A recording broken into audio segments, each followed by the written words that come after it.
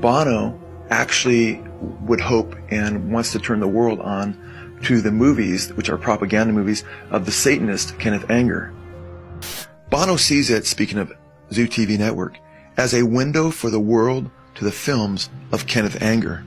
Part of America's dilemma is its TV, because as a mirror, it's a pretty distorted one. I mean, where can you see Kenneth Anger's films in the United States? Just who is Kenneth Anger, who Bono is, promoting and wanting to turn so much of the world onto?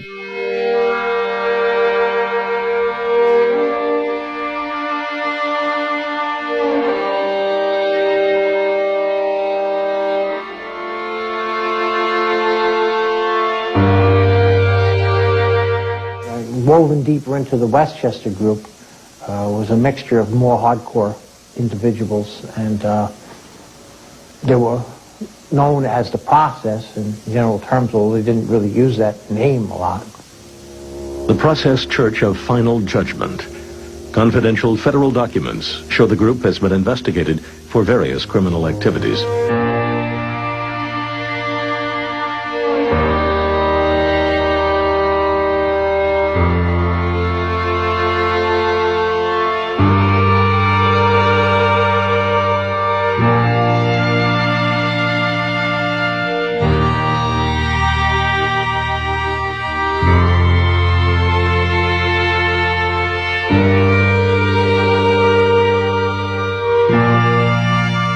The Process first registered as a non-profit religious institution in Louisiana in the 1960s and spread to other states, often changing names.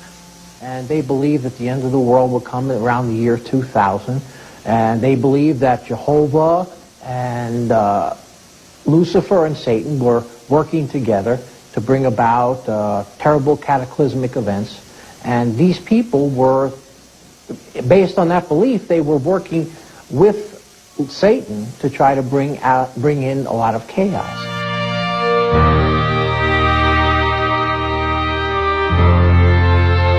In 1973, Page believed the ghost of a headless man haunted his Bullockskeen house. He called Kenneth Anger to exorcise the entity. Anger agreed and cleansed the house. Page subsequently committed to performing the musical score of Anger's film, Lucifer Rising.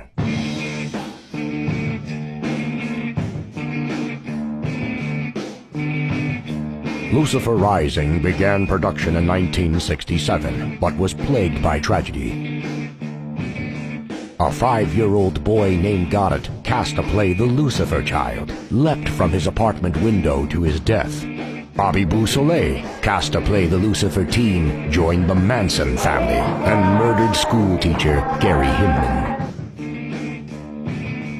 In 1976, while editing his film at Page's Mill House, Anger finally received the musical score to Lucifer Rising. The reason why he didn't deliver the soundtrack was that he had a problem with heroin. Dissatisfied, he fires Page. Anger is evicted from Millhouse without his film. Hungry for revenge, Kenneth Anger publicly places a curse on Jimmy Page.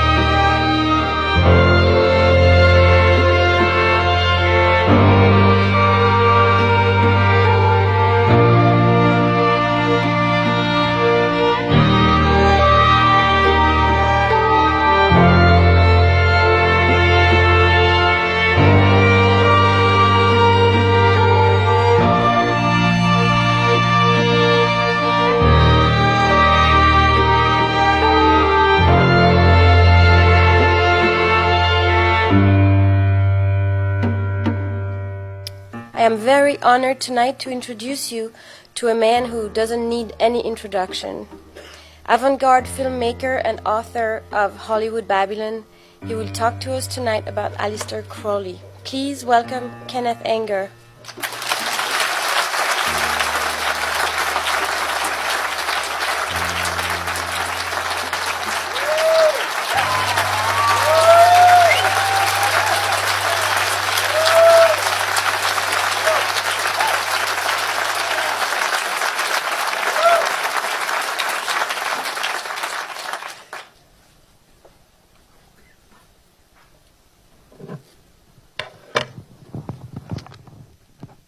I am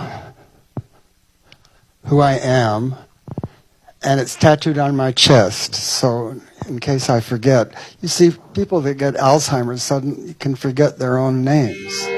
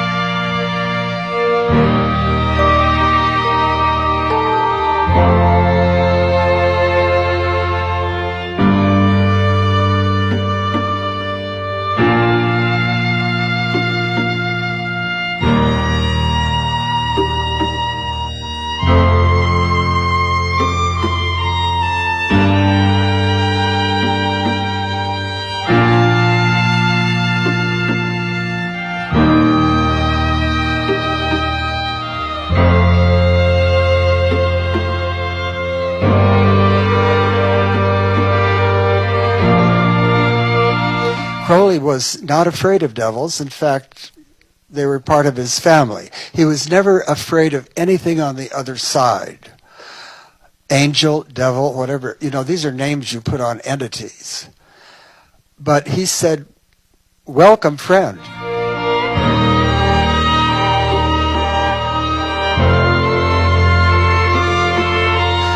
And he ended up painting his bedroom in this farmhouse that he rented, and it was called the Villa Santa Barbara, an 18th century farmhouse on a hill overlooking Cefalù, which is a rather quiet tourist place now. Above his bed was a great goat having intercourse with a red-headed woman, who of course would be the Scarlet Woman. And you do have this recurring of sexual images because basically that's what Crowley was all about. His religion was solar, not lunar. Solar, phallic religion.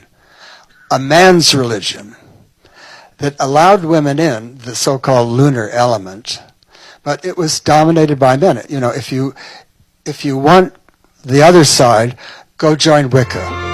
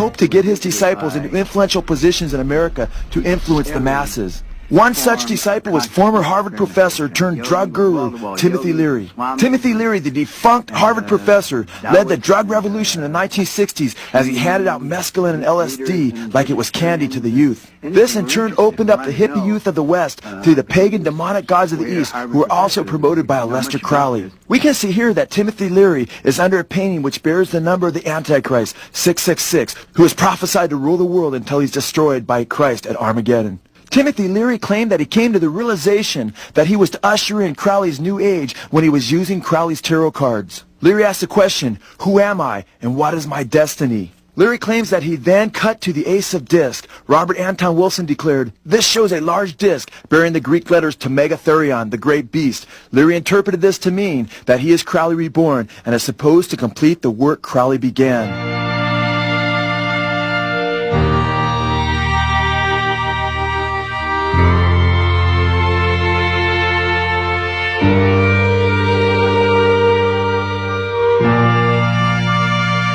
And then the story got back to England and the Daily Express, which was run by Lord Beaverbrook, and they made a big thing about Crowley having human sacrifice in Sicily. And so this image built up, which is still around, of Crowley being the wickedest man in the world. And they made a big thing about Crowley having human sacrifice in Sicily.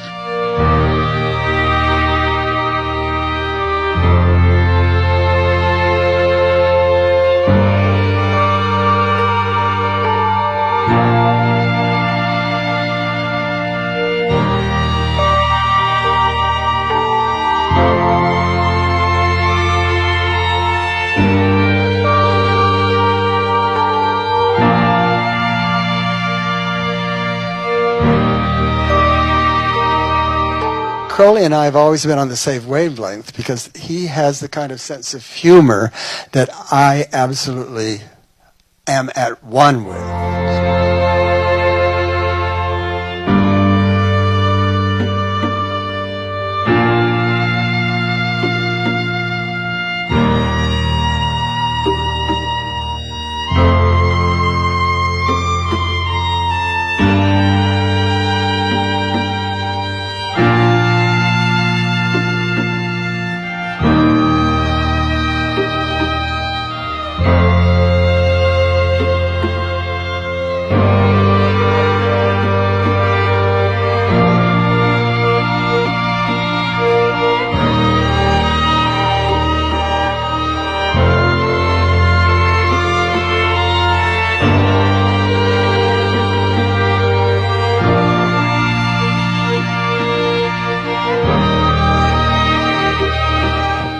Okay. Well, what is my connection with the Jonas Brothers?